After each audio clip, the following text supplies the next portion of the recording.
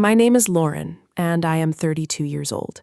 But some days I feel like I am still that scared 17-year-old girl standing in a driveway, watching my whole world burn. This story isn't about revenge. Not really. It is about the kind of betrayal that reshapes your bones, the kind that makes you question every single memory you ever held close. And it starts with a woman my father brought home one rainy Tuesday when I was 15. Her name was Celeste. Even now, saying her name feels like swallowing glass. She was 29 back then. My father was 46. A classic midlife crisis wrapped in designer jeans and a desperate smile.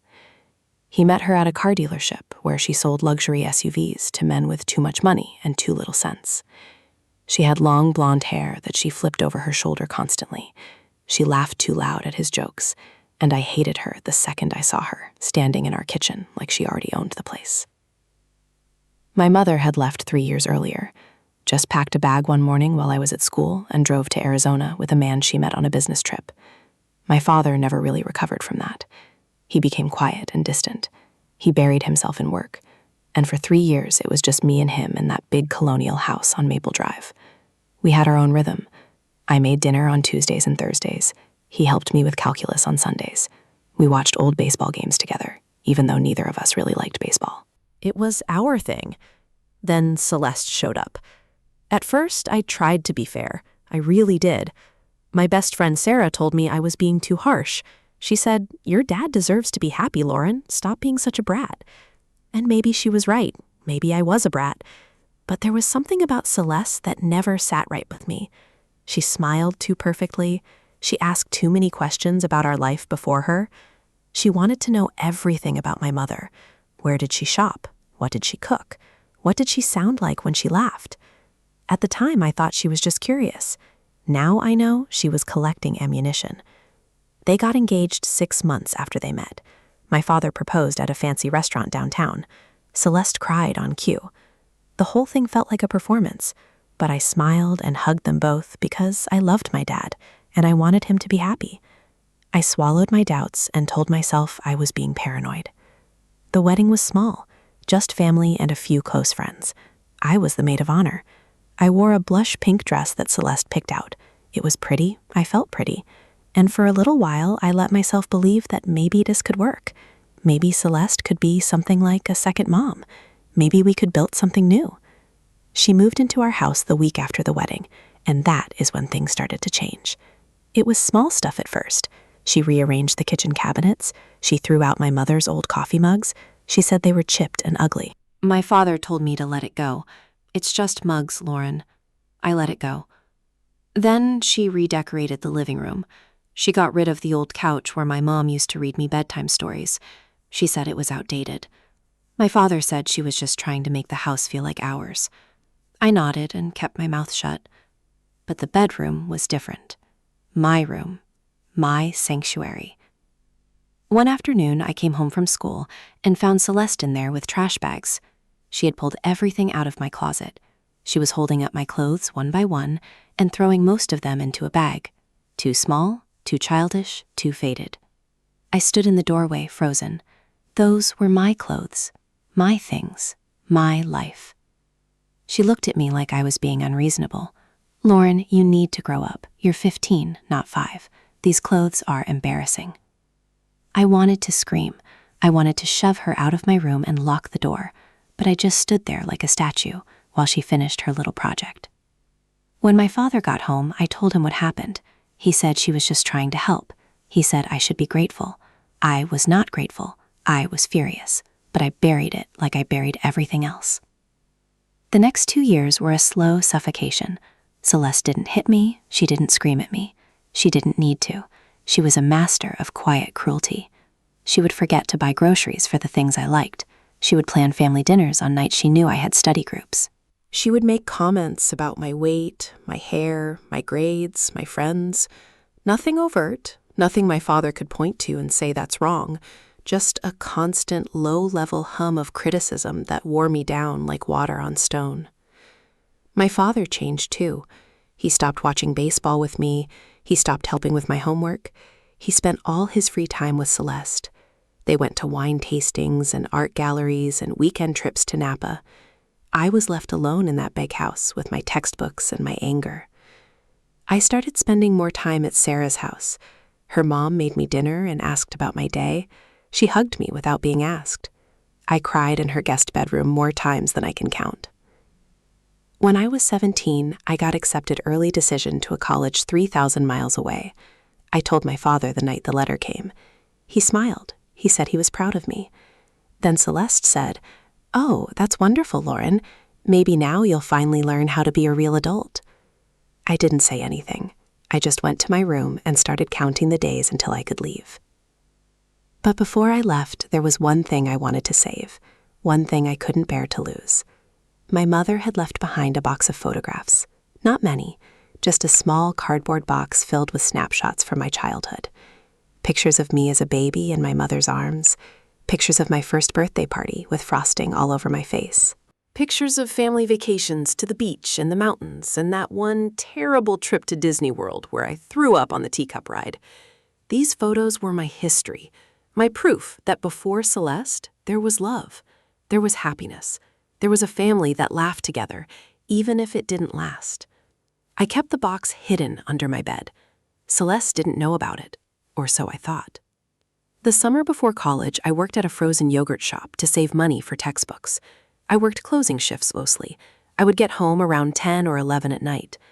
One evening in late July, I came home and something felt wrong immediately. The house was too quiet. The lights were off. I walked upstairs and saw that my bedroom door was open. I never left my door open. The room was empty. Not messy, not disorganized. Empty. My bed was stripped. My desk was bare. My posters were gone from the walls. My closet doors hung open, and there was nothing inside, not a single thing. It looked like I had never lived there at all. I stood in the doorway for a long time, just staring. Then I dropped to my knees and looked under the bed. The box was gone. The photos were gone. Everything was gone. I found my father and Celeste in the living room. They were sitting on the couch watching some reality TV show. They looked so calm, so normal. My father looked up at me like nothing was wrong. "Hey, kiddo, how was work?" I couldn't speak. My throat was closed. I just pointed toward my room. Celeste answered for him. "Oh, that. We thought we would surprise you. We redecorated. Your room was so childish, Lauren. You're going to college now. You need something more mature. We donated all your old things to Goodwill. The clothes, the decorations, the books, all of it." My blood turned to ice. Donated? She said donated like she had done me a favor, like she had taken my life and thrown it in a bin labeled charity. My father nodded along. "It's for the best, sweetheart. Fresh start and all that. You'll thank us later." I looked at him, really looked at him. This man who used to read me stories and make me pancakes on Sunday mornings. This man who cried at my middle school graduation because he said I was growing up too fast. He was gone. Celeste had erased him, just like she was trying to erase me. "Where are my photos?" My voice came out small and shaking. Celeste waved her hand like she was swatting a fly. "Oh, those old things? They were so dusty and faded. I threw them out. You don't need pictures of a woman who abandoned you, honey. You have me now." Something broke inside me. Not in a dramatic way, not in a screaming, crying way. It broke quietly, like a bone snapping under skin. I turned around and walked out of the house. I didn't run. I didn't cry. I just walked down the driveway and kept walking. I walked for hours through the suburban streets of my hometown, past the park where I learned to ride a bike, past the elementary school where I made my first friend, past the frozen yogurt shop where I spent my summer nights scooping sprinkles into plastic cups. I ended up at Sarah's house around 2 a.m. Her mom let me in without asking questions. She made me hot chocolate and sat with me while I shook and shook and shook. I didn't tell her everything. I couldn't. The words were too heavy. But I told her enough. She held my hand and said, "You are going to be okay, Lauren. You are going to go to college and you are never coming back here." And she was right. I never did go back. Not really.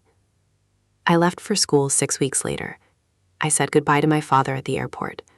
He hugged me tight and said he loved me. I said I loved him too. Because I did. Even then I did. But I didn't say anything to Celeste. She wasn't there. She said she had a hair appointment. Of course she did. College saved my life. I threw myself into classes and friends and late-night study sessions in the library. I built a new life, far away from Celeste and her quiet cruelty. I talked to my father once a week on the phone. The conversations were short and hollow. He never mentioned the photos. Neither did I. I couldn't. Every time I thought about that box, I felt like I was drowning. Years passed. I graduated. I got a job at a marketing firm in the city. I got my own apartment with exposed brick and a fire escape and a plant that I somehow kept alive. I dated a few guys. None of them stuck. I went to therapy. I worked through a lot of the anger. But the hole where those photos used to be never fully closed. I had no baby pictures of myself, no proof of my own childhood. Every memory existed only in my head. And memories lie, memories fade. I started to wonder if any of it was even real. When I was 26, my father got sick. Pancreatic cancer. Celeste called me on a Tuesday afternoon. Her voice was all fake concern and performative sadness. I booked a flight home that night. Not for her, for him. He looked small. That was my first thought when I saw him. My father had always been a big man, tall and broad with hands that could wrap around a basketball like it was a tennis ball. But the cancer had hollowed him out. He was thin and pale, and his eyes had that faraway look that sick people get, the look of someone who is already halfway out the door. I stayed for 2 weeks. I held his hand while he slept. I read him his favorite books. I listened to him apologize over and over for things I had already forgiven. He never mentioned the photos. Neither did I. But one night he looked at me with tears in his eyes and said, "I should have protected you, Lauren. I should have been better." I told him it was okay. I told him I loved him. And I meant it. He died 3 months later. I flew home again for the funeral. Celeste wore black. Of course she did. She cried at the service. Of course she did. She played the grieving widow perfectly. Everyone told her how strong she was. What a beautiful tribute she gave. I stood in the back and said nothing. After the funeral, there was the reading of the will. I sat in a lawyer's office while Celeste sat across from me with her legs crossed and her phone in her hand. The lawyer read the document. My father had left me the house on Maple Drive, the house where I grew up, the house where Celeste had erased my childhood. He had left Celeste a life insurance policy and their joint accounts and a condo in Florida, but the house was mine. Celeste went light. She actually went white. For the first time since I met her, that perfect mask slipped. She looked at me with pure hatred. The kind of hatred that doesn't hide anymore. She said he promised me that house. He promised. I didn't say anything. I just looked at her. And for one brief moment, I felt something that tasted like victory. But it passed quickly. Because winning didn't bring back my photos. Winning didn't give me back my childhood. I moved back into the house 6 months later. My job went remote, and I needed a fresh start. The house was exactly as Celeste had left it. Neutral colors, minimalist furniture, no warmth, no personality, no trace of my mother or my father or me. I spent weeks cleaning it out. I threw away her designer pillows and her abstract art and her scented candles that smelled like sandalwood and lies. I painted the walls. I bought new furniture. I started to make the house mine. One afternoon, I was cleaning out the attic. It was the only part of the house Celeste had never touched. Too dusty, too much effort. The attic was full of old suitcases and Christmas decorations and boxes of my father's things that I wasn't ready to go through yet. I was up there for hours, just sorting and stacking and trying not to think about the past. Then I found it. It was hidden behind an old dresser, a small cardboard box, taped shut with yellowing packing tape. No label, no marking, just a plain brown box that looked like it had been there for years. I pulled it out. My hands were shaking. I carried it down the attic stairs and into my old bedroom. I sat on the floor with the box in front of me. I couldn't bring myself to open it, not right away. I just sat there looking at it. remembering the last time I had seen a box like this, the last time I had felt hope like this. I called Sarah. She answered on the second ring. I told her what I had found. She didn't say anything for a long time. Then she said, "Open it, Lauren. Just open it." I cut the tape with a pair of scissors. I lifted the flaps, and there they were. My photographs. All of them. Not a single one missing. Baby Lauren in my mother's arms, first birthday party with frosting on my face, Disney World, throw-up face and all, beach vacations, mountain vacations, that terrible school picture from 3rd grade where my bangs were cut crooked. Every single memory Celeste had claimed to throw away was right there in that box. But that's not all. At the bottom of the box, there was an envelope, a thick yellow envelope that had been sealed with way too much tape. I tore it open. Inside, there were letters, dozens of letters, handwritten letters in my mother's handwriting. I recognized it immediately. The looping cursive, the way she dotted her I's with little circles. I used to watch her write grocery lists when I was a kid. I thought it was the most beautiful handwriting in the world. The letters were addressed to me, every single one. Dear Lauren, my beautiful girl. They were dated. The first one was from a week after she left. The last one was from 3 years ago. She had written to me for almost 15 years.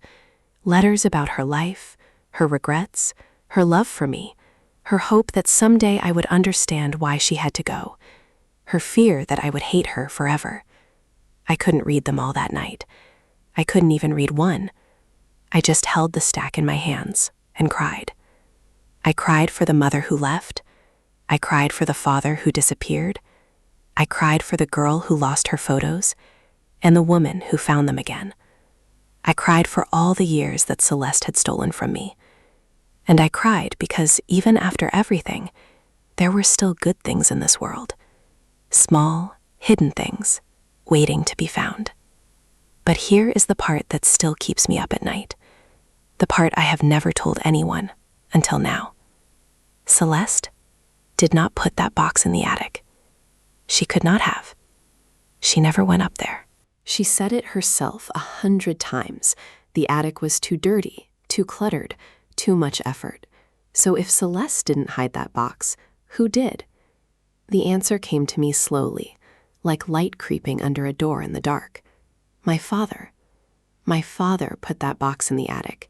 He saved my photos when Celeste threw them out. He hid them where she would never look. And he kept my mother's letters.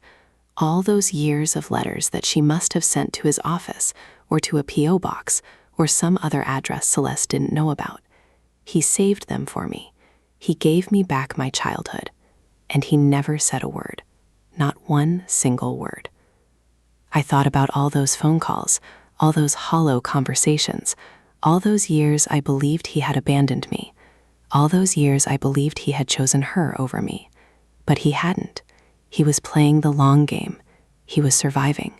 He was waiting for the right moment to give me back what was mine. And then he got sick, and the moment never came. Or maybe it did. Maybe he knew I would find the box eventually. Maybe he put it in the attic, knowing that someday I would come home, knowing that someday I would be ready. I don't know. I will never know. And that is the hardest part. The not knowing, the wondering, the what-ifs that circle my brain at 3 a.m. when I can't sleep.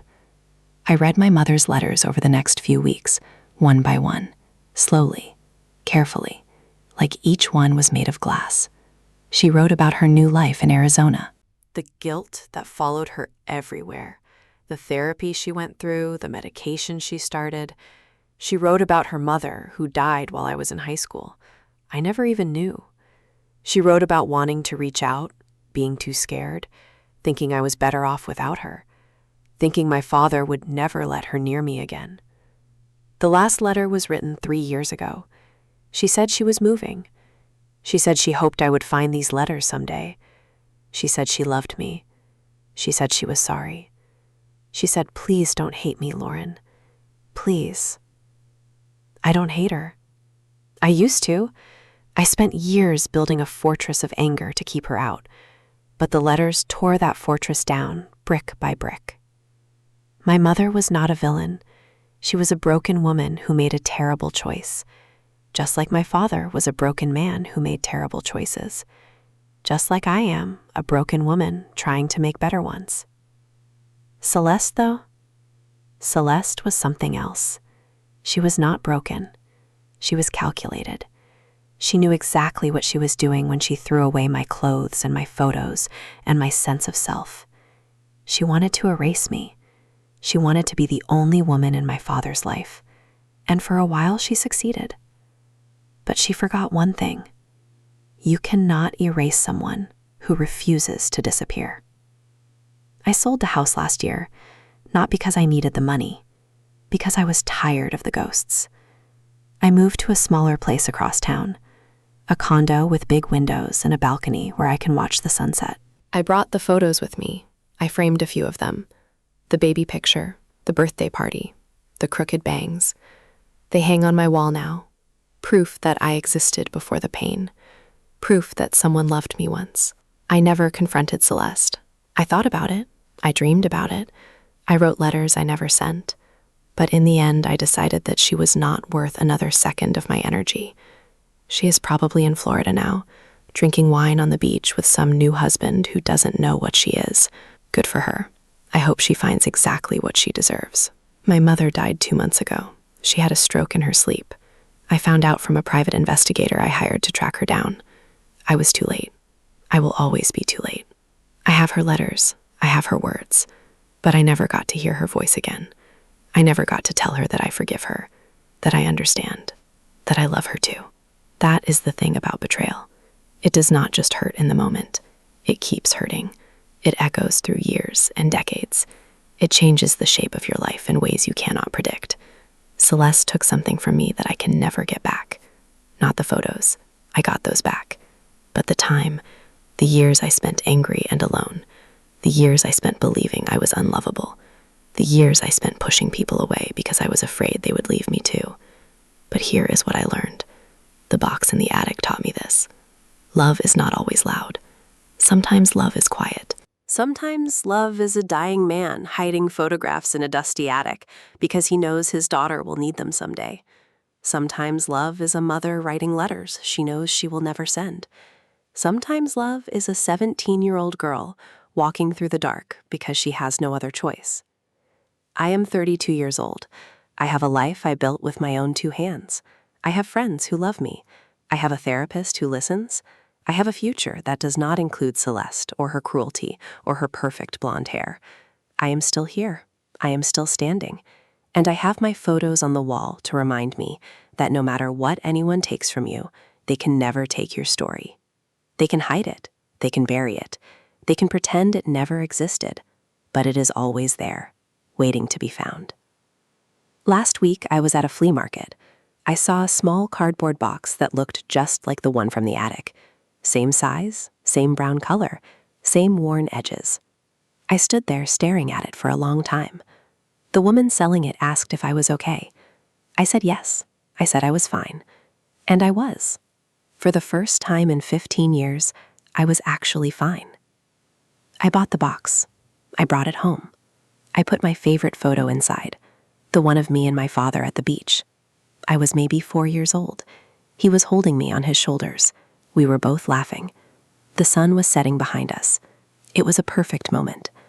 A moment that Celeste could not touch. A moment that death could not touch. A moment that would live forever because I refused to let it die.